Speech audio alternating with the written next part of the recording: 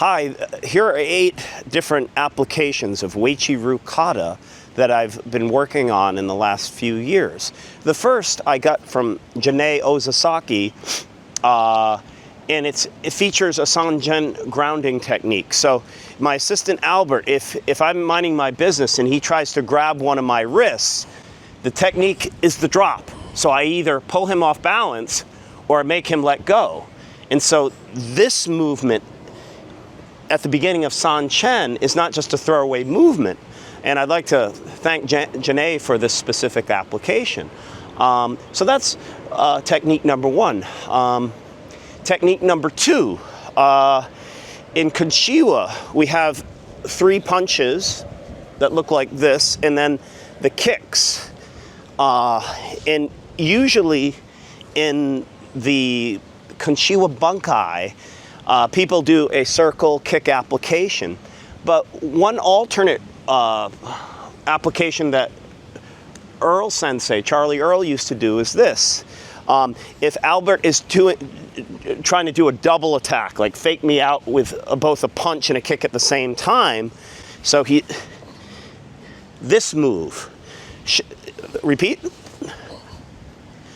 it teaches this not only as a block and a kick, but just teaching students how to cover their groin as a mechanism to get the right angles, because it's not obvious. Sometimes when students do the circles, they'll kick, and they'll be, because it's a beginning kata, often it's the case, you know, that the angles, new students don't know what the angles are, and many of them are unfamiliar. So if Albert were doing a kick and my knee is out here, he'd kick me in the groin, don't actually kick me. So it's just a mechanism to show this move and get the right posture for optimal defensive purposes. That's technique number 2. Technique number 3 is this. So if Albert is got his hands up and we're in aggression, we often have this as a throw. In the kata Konshiwa, there's a slide step, but one of the techniques that I must accredit Gordy Cezanne-Briette for in Okinawa, if Albert is in a ready position, I mean, often we just think that this is a repositioning, but it can also be used as a way to get an advantage on him, to pin his foot. Like if I were to do it mirror image like this, it would be something like this. So I have him, and I'm holding this front foot down, but I also have the Wauki shove present there. Okay, so that's let's see, 1, 2, 3. Is that 3? Technique number 4 is from the Kata Seichin, which I like a lot. And if Albert and I are sparring, or his hands are up, and he might throw a punch at me, and I just wait to find, rather than this being a rising block, can be an ulna strike. So in Seichin, this movement, ulna strike. And I'd like to accredit Justin Testa for getting me to think about that particular movement. I like that movement in Seichin. One of the other movements that we have at the beginning of Seichin, we have the rising harakens and strikes. And I always learn this as a rising block, but one of the things I get from Darren Yee is to think often the blocks are, I mean, you know, it's an interception of it, or an engagement. It's not really a block. So if Albert's throwing either a left or a right punch at me, bang, bang. So if he does it again, I'm here, bang, bang. So rather than rechambering, if you're intercepting, you're bang, bang. So it's an attempt to find the movement in the kata to apply it in such a way where it's interpreted as a very fast technique. So if he does it from the other side with a left punch, bang. I don't know if we can see it from this angle, but it looks like this, and it's a rapid fire succession technique. So I'm here, bang, bang. So rather than rechamber, it makes more sense. You're already out here, especially if you've just intercepted, to go in again with the same strike. So that's an application also out of the Kata Seichin. Let's see, there's another, if we're in a clash and we're sparring from Sei Rui, this movement.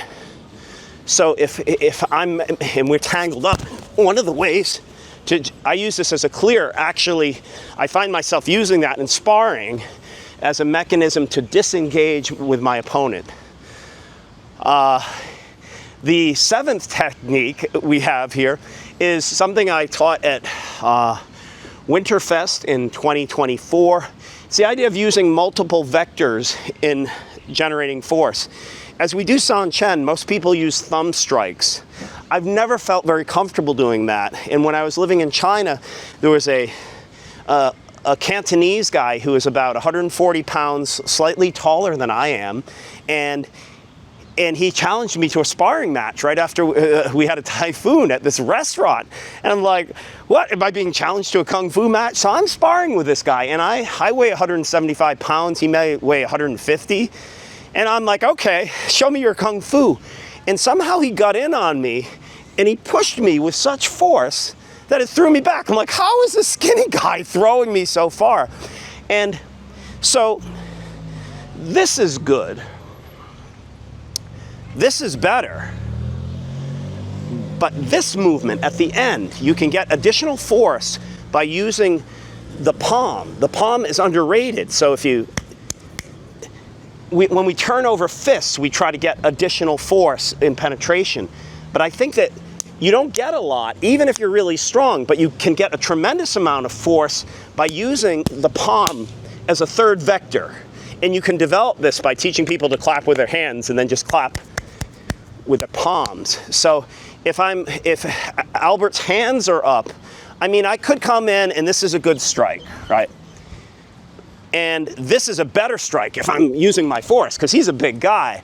But at the end, if you combine three vectors of force, bang. So this can be used at the end of the Wauki thrusts, the push, and it makes it even stronger, because not only do you have your arms, you have this part of your hand. And you can get a lot of force even just with this alone. But between the weight, the arms, and at the end, you can get a lot of force. So I got this, and I'm pretty sure that's how this guy who's like 25 pounds lighter than I was threw me across the room. I'm like, how did he do that? Okay, got the beepy thing.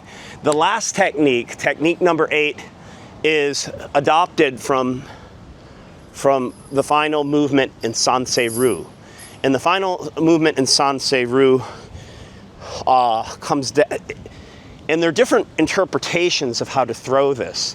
I actually had an intruder in my house where I used a modified version of this to repel the attacker, throw him out of my house, call the police, and I knew the person and he wasn't mentally right in the head, and it put me in a difficult position whether I should use a lethal technique on someone who I know doesn't deserve to die. He's just stupid, and I didn't feel that personally threatened, but I used this technique. So he tried to come into my house, and I just went like this, and I caught him and drove him backwards. And it's funny, this particular technique, you can get a lot of force on it, and if you stop a person's neck with this, it stopped him in his tracks, and I escorted him out of my house. So my name is Paul Swift, and this is Albert Cloutier. Thank you so much for watching our 8 interpretations of movements taken from the Uechi-ryu katas.